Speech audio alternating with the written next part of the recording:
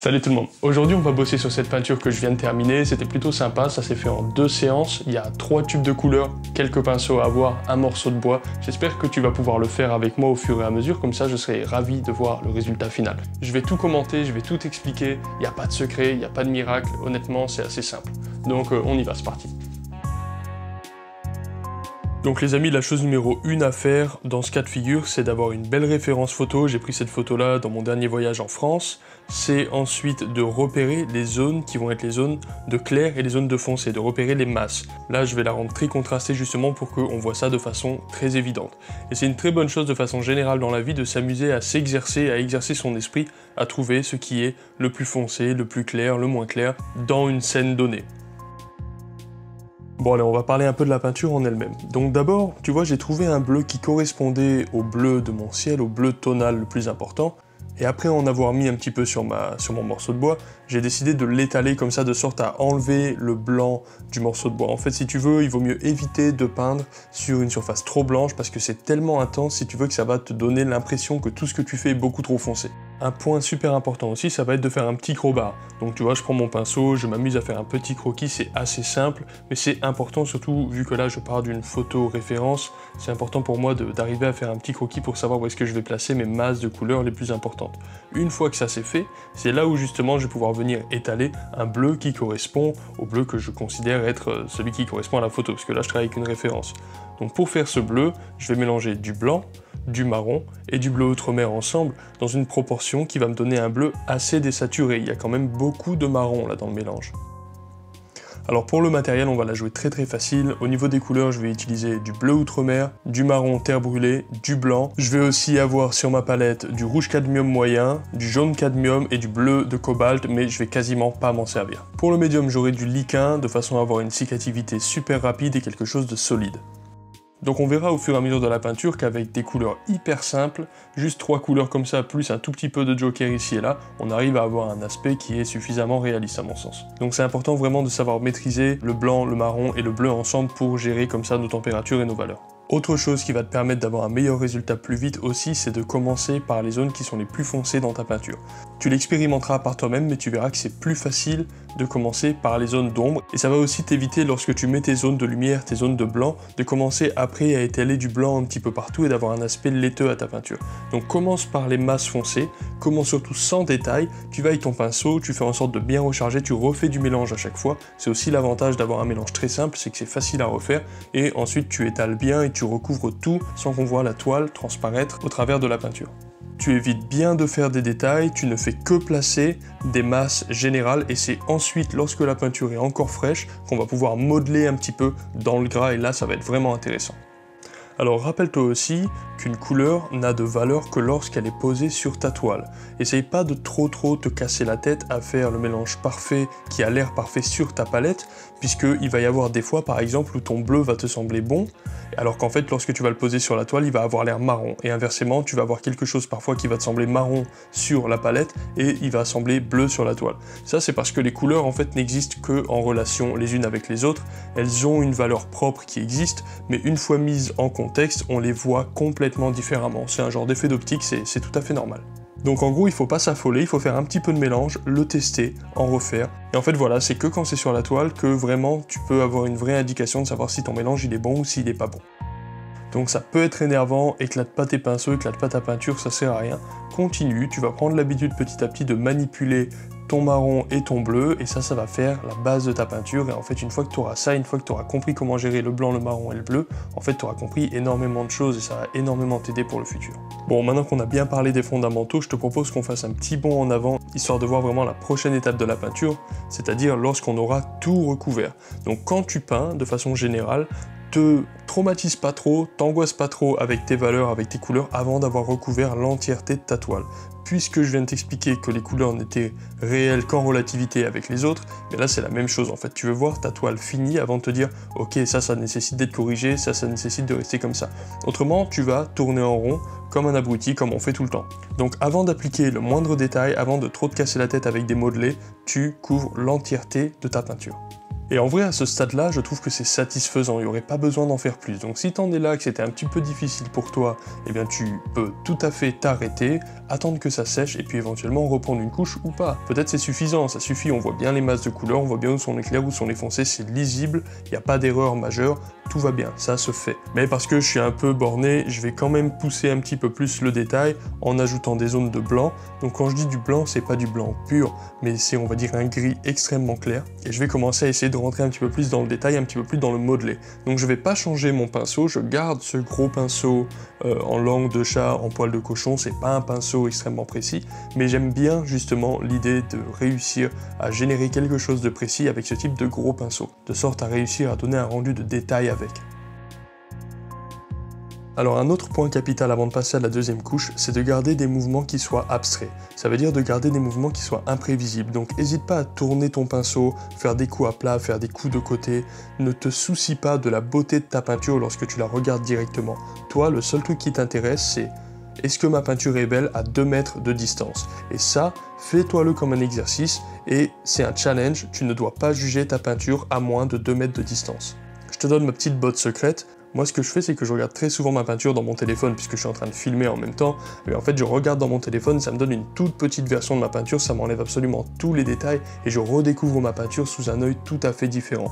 Tu peux même t'amuser à la switcher en noir et blanc, à changer les contrastes, tout ça en même temps que tu es en train de la regarder. Donc c'est génial, c'est un genre de super pouvoir technologique, et il faut pas hésiter à s'en servir. Allez, 24 heures plus tard, grâce au liquin, c'est sec, c'est cicativé, donc je peux attaquer la deuxième couche. Donc moi, histoire de m'échauffer un petit peu et de me mettre dans le bain, j'aime bien utiliser les glacis. C'est une technique avec laquelle je suis confortable. Donc là, je vais appliquer un glacis en dessous du nuage, toujours avec le même mélange, pas de surprise, bleu, blanc, marron, et je vais faire en sorte de donner l'impression qu'il pleut, de donner quelque chose d'un petit peu sombre, un petit peu dark. J'ai envie d'augmenter la puissance de ces nuages. Ils sont suffisamment contrastés s'il y avait un premier plan, s'il y avait peut-être par exemple une statue, quelqu'un ou des gens, je ne sais quoi, mais dans la mesure où là le sujet de cette peinture ce sont les nuages, je vais faire en sorte de les surcontraster un petit peu. Et tu vois, j'adore le rendu des glacis parce que de suite en 5 minutes, ça donne une petite ambiance, ça donne une petite atmosphère supplémentaire. Donc après, je vais reprendre mon pinceau en poil de cochon, et puis je vais venir comme ça retravailler un petit peu la base de mon nuage. Pourquoi est-ce que je retravaille d'abord cette zone? Eh bien, c'est par rapport à la même logique que j'avais précédemment expliqué, c'est-à-dire que je commence d'abord par mes zones qui vont être les plus foncées. Alors voilà, c'est pas nécessairement la zone la plus foncée en premier, mais on va dire d'abord les zones qui ne sont pas exposées à la lumière. Alors ça, c'est pas du tout une règle, hein. On peut faire tout à fait autrement. C'est plus, on va dire, une sécurité qui va t'aider à pas faire n'importe quoi, c'est tout. Alors voilà, je vais retravailler de nouveau avec un petit peu de glacis et je l'étale avec un sopalin. C'est la façon la plus douce de faire un glacis, c'est-à-dire que tu étales un tout petit peu de pâte et ensuite tu l'effaces en quelque sorte avec le sopalin. Mais en fait, c'est un petit peu compliqué d'effacer l'entièreté de ce qu'on a mis, donc il en reste toujours une petite trace et cette petite trace peut suffire à rajouter une certaine vibration que tu désires. Donc tu mets un tout petit peu de peinture et ensuite tu l'étales au sopalin. Ça va te permettre d'avoir un glacis très diffus, très doux, très étalé. Je vais maintenant rajouter un bleu assez puissant dans le ciel avec un petit peu plus de cobaltyle maintenant dans mon mélange, et le fait d'avoir fait ça, si tu veux, ça va rajouter de la puissance et ça va resserrer la zone focale sur les nuages. Tout ça, ça va recontraster la peinture et ça va lui redonner un petit peu de force. Alors à partir de maintenant, je vais peindre beaucoup avec les mains, beaucoup avec les doigts. C'est super pratique de peindre avec sa peau. En fait, ça donne une texture en fait très douce. En plus pour les nuages, ça s'y apprête énormément. Faut juste faire un petit peu gaffe avec certains types de peintures qui sont particulièrement toxiques, comme le blanc d'argent ou certains cadmium. Mais là, en l'occurrence, tout va bien. Il n'y avait rien de dangereux.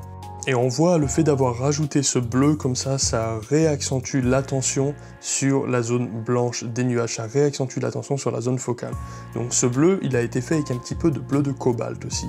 Donc là, à partir de maintenant, dans mon mélange, je vais commencer à insérer un petit peu de bleu de cobalt, mais c'est vraiment très léger. Alors bien sûr, il est tout à fait possible dans son esprit de procéder comme un ordinateur et de simplement appliquer le clair là où il y en a besoin, le foncé là où il y en a besoin. Moi, ce que je te propose, c'est une approche de compréhension des volumes. Donc en même temps que tu fais cet exercice-là de reproduction d'une photo ou de réinterprétation d'une photo, eh bien essaie de comprendre pourquoi il y a une zone qui est plus claire, pourquoi il y a une zone qui est plus foncée. Parce qu'un changement de teinte implique un changement de plan dans la perspective ou alors un changement de lumière. Ça peut être les deux aussi. Donc voilà, essaye de faire travailler ton cerveau et de comprendre les volumes, pourquoi le dessous du nuage est plus foncé, pourquoi il est plus clair, pourquoi ça ne vaut que dans cette circonstance, et par exemple un coucher de soleil serait très différent. Donc ça c'est vraiment super important aussi. Ici, je vais faire un glacis d'atmosphère extrêmement léger avec du rouge oxyde que je vais assez peu diluer, mais je vais surtout l'étaler beaucoup avec le chiffon. En fait, je vais carrément essayer de l'effacer, mais il va quand même y avoir quelques traces et ces quelques traces suffisent à donner une température qui là me convient. Donc peindre avec des chiffons, peindre avec des sopalins, peindre avec la peau, peindre avec du tissu quelconque, ça se fait beaucoup, c'est très pratique, ça donne vraiment des textures super intéressantes, il n'y a pas que les pinceaux. Donc là, je trouve que c'est une étape très agréable de la peinture, en fait, les choses sont déjà placées, il n'y a plus vraiment de prise de risque, la composition est décidée, et en fait je retravaille légèrement mes couleurs, en même temps je retravaille mes valeurs, et puis tout ça se fait tranquillement, j'essaie juste de rajouter de l'intérêt à la peinture, je recule, je me pose des questions, je me demande si ça oui, si ça non. C'est assez empirique et honnêtement c'est plutôt cool. C'est que maintenant que j'ai bien retravaillé toutes mes zones plus foncées que je vais revenir avec un petit peu de blanc ou du moins quelque chose d'extrêmement clair pour venir retravailler mes zones qui sont à la lumière. Je vais les travailler comme ça par petits patchs de sorte à garder les variations qui étaient précédemment déjà établies. Le but étant de ne pas constamment rebattre ces cartes. À chaque fois on essaye de recréer des plus petites formes qui vont permettre de créer comme ça cette illusion de réalité. Donc l'objectif de ta première couche, c'est d'avoir les grosses masses des valeurs et des couleurs au bon endroit, sans les détails, ça c'est l'objectif. Une fois que ça c'est complété, la deuxième couche, eh bien c'est là où tu vas pouvoir venir avec des formes plus petites, essayer de rajouter un petit peu de détails, peindre au doigt, etc. Mais garde en tête que lors de ta deuxième couche, en fait ce que tu vas faire c'est créer des variations plus fines dans les grosses formes, mais tu vas pas fondamentalement changer la structure tonale de ta peinture, tu vas juste respecter ce que tu as déjà fait, si tu en es satisfait tout du moins, et tu vas ajouter de l'intérêt en rajoutant des couleurs plus intéressantes, en rajoutant un petit peu plus de détails, en jouant avec des textures plus riches, ce genre de choses. Alors voilà, j'ai bien joué avec mes zones de clair, je pense que mes nuages sont bien. Je vais faire un petit premier plan qui est secondaire dans cette peinture, mais qui va quand même permettre à la peinture d'avoir une petite histoire. Et j'ai envie de travailler un petit peu la ligne d'horizon et de vous montrer comment je procède. Donc je vais utiliser un mélange de bleu, de marron et de blanc comme d'hab, à la différence que là je vais avoir pas mal de cobaltyle dedans, c'est ça qui va donner ce bleu comme ça très léger. Et je vais peindre ce qui va illustrer être des montagnes de distance, puisque avec la distance, en fait on voit les choses bleues. C'est comme ça, quand tu regardes une montagne qui est loin, elle est bleue.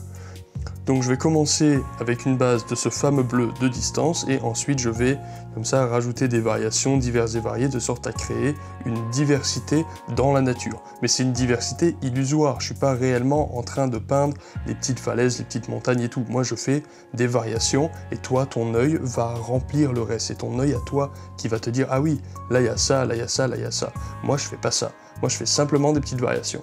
Au fur et à mesure que je m'approche du premier plan, il va y avoir plus de rouge dans mon mélange et aussi bien sûr plus de jaune puisqu'on a envie d'avoir du vert.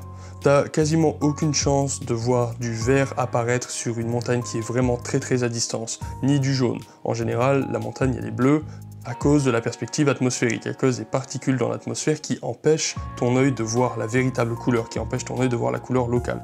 Donc le vert, le jaune, le rouge, c'est des couleurs qui viennent avec la proximité, quasiment à 100% des cas. Je vais aussi m'amuser, juste pour le fun, à faire une petite ville, un petit village comme ça perché sur la montagne, avec une petite rivière, ça va me permettre de faire un petit point focal un petit peu sympa, de raconter un petit peu une petite histoire, et que mes nuages soient pas juste une étude de nuages perdus au milieu de nulle part.